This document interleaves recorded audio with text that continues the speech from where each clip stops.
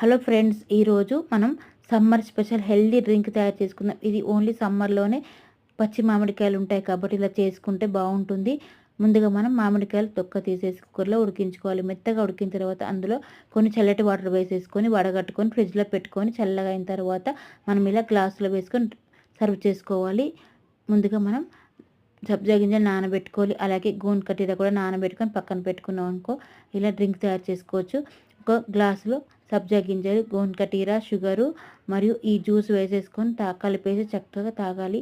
ఇది చాలా బాగుంటుంది. నేను దీంతో ఐస్ క్రీమ్ కూడా తయారు చేశాను. మనం ఎన్నో రకాల డ్రింక్స్ కూడా తయారు చేసుకోవచ్చు. రస్నా లాగా చక్కగా ఉంటుంది. ఎవరైనా గెస్ట్లు వచ్చినప్పుడు కూడా ఇలా సర్వ్ చేస్తే చాలా ఇష్టంగా తాగుతారు. ఈ సమ్మర్లోనైతే మన శరీరంలో ఉన్న వేడిని కూడా తగ్గిస్తుంది. ఈ కచ్చా మ్యాంగో చాలా బాగుంటుంది.